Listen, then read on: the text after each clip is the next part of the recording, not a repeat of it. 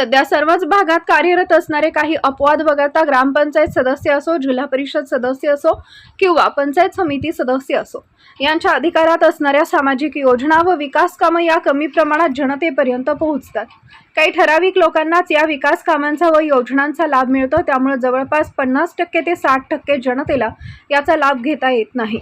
त्यात स्थानिक राजकारणामुळे तोंड बघून काम करण्याची प्रवृत्ती वाढली आहे। आगामी होऊ घातलेल्या या स्थानिक स्वराज्य संस्था निवडणुकीमार्फत मालगाव गुंडेवाडी गणातून इच्छुक उमेदवार निर्मलाताई विजयकुमार बस्तवडे यांचं ध्येय व धोरण स्पष्ट आहे की तळागाळातील जनता जातपात न मानता फक्त सामाजिक कार्य करण्याच्या हेतूनं आगामी पंचायत समिती निवडणूक लढवायची, म्हणूनच त्यांनी आपली उमेदवारी जाहीर केली आहे।